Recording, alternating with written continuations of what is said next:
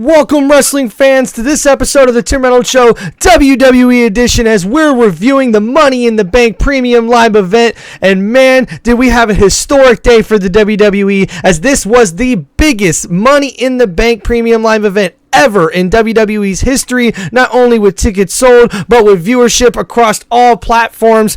Congratulations to Toronto, Canada, for being such great hosts for this event. And man, we kicked off the night with the men's Money in the Bank ladder match, and man, was it such a huge match, such a huge success to kick off the show. I loved it, as we had Jey Uso taking on Carmelo Hayes, taking on Andrade, taking on Chad Gable, LA Knight. We also had Drew McIntyre in this one, and man, these competitors went all out in this match. Carmelo Hayes and Andrade kicked it off with some big high-flying action, as Carmelo Hayes got hit on the ladder not once, but twice, as also on top of the ladder, fighting it off with Chad Gable, got thrown down onto a ladder, and also LA Knight was able to bust out a bunch of big moves in this one as well, as you've seen him using the ladders, as they were using the ladders as weapons throughout this whole entire match. But at the end, we see Jey Uso fighting off a lot of people, climbing up to that ladder, grabbing the briefcase before Drew McIntyre and somebody else knocks him off the ladder. And as the fighting continued to happen, we seen at the end of this match, Drew McIntyre as your winner in the men's Money in the Bank ladder match, as he is Mr. Money in the Bank,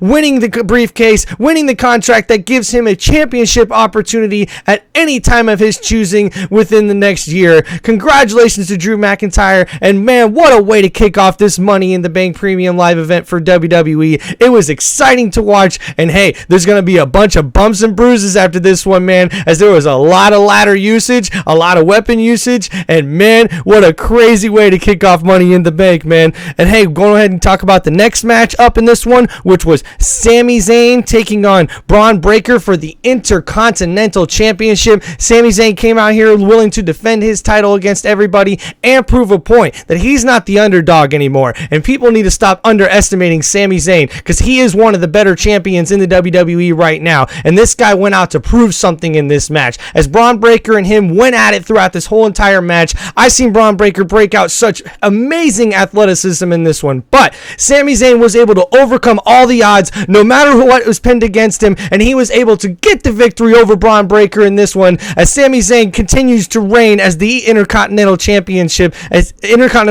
in this one, man. And then, hey, we're going on to the next match, or the next announcement. Big surprise.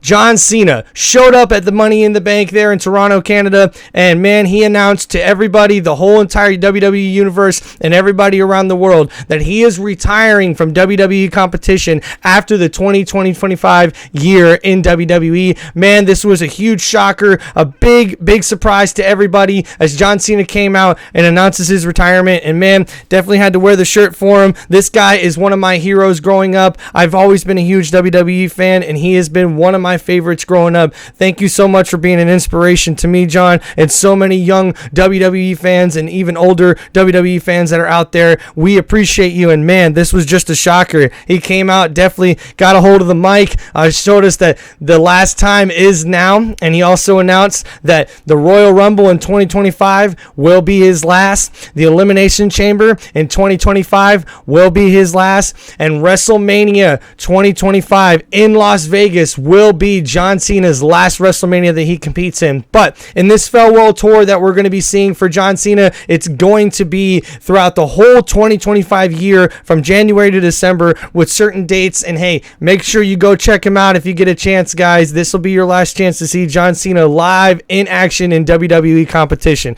Congratulations to a great career, John. You are one of my heroes, and you are the GOAT. You are one of the best in WWE of all time. One of the best sports entertainers of all time. And then, guys, our next matchup that we had at the Money in the Bank, we had Damian Priest defending his World Heavyweight Championship against Seth Rollins. And man, this was a main event style match in this one, as it was champion versus the former champion in Seth Rollins, as they were able to go at it in this one with circumstances that if Seth Rollins was to lose this matchup against Damian Priest, thanks to a gentleman's agreement that they had on Monday Night Raw just a few weeks prior, that this would be the last shot that Seth Rollins has at the World Heavyweight title against Damian Priest as long as he was champion. So the odds were definitely stacked against Seth Rollins in this one. We had a really, really good back and forth matchup, and I could not believe the kind of athleticism we were seeing coming out of both of these guys. We had a little controversy at the end where it seemed to be Damian Priest did not kick out in enough time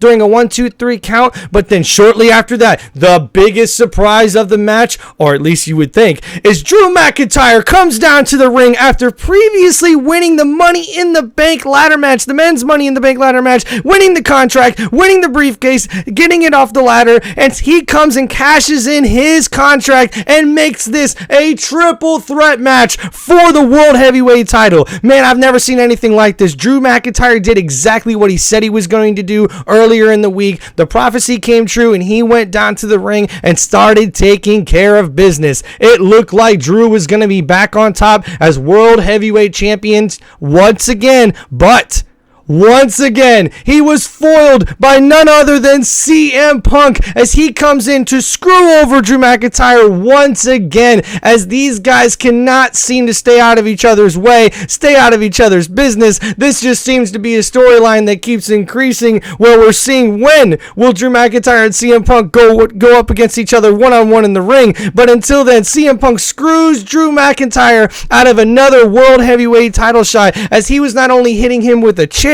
he also took him out with the World Heavyweight Championship itself, and Damian Priest was able to then take down Drew McIntyre and get the 1-2-3 to retain his World Heavyweight Championship. Congratulations to Damian Priest, a hard-fought victory, but Seth Rollins was not happy with CM Punk after this match, folks. He was livid, pissed off. Why? Because Seth Rollins now no longer has opportunities at that World Heavyweight Championship as long as Damian Priest is the champion. That was the gentleman's agreement. So we can definitely see some controversy going on here and a lot of tension between CM Punk and Seth Rollins. We'll have to see how this plays out on Monday Night Raw, if Seth's going to respond and how this is going to end up with him and CM Punk. And we also have to see a new storyline producing itself, continuing on with CM Punk versus Drew McIntyre. I cannot believe this one, folks, and this was such a shocker to see in this one, in this World Heavyweight Championship match.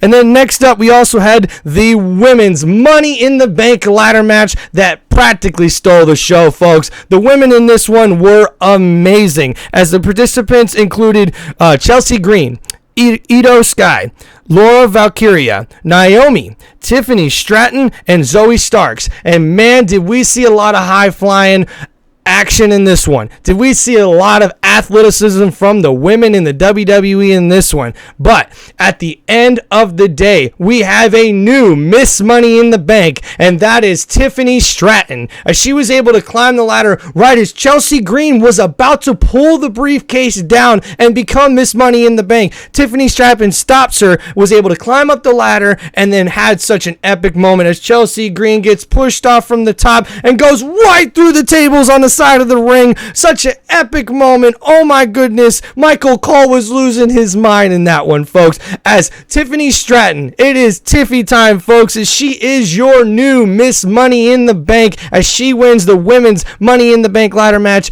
at the Money in the Bank premium live event for WWE. Man, the girl stole the show, dude. This was such a great matchup. Such a congratulations to all the contestants in it, as for, of course, people came out battered and bruised, but it's Tiffy time, folks. So we'll have to see what happens on Friday Night SmackDown with Tiffany Stratton being the new Miss Money in the Bank.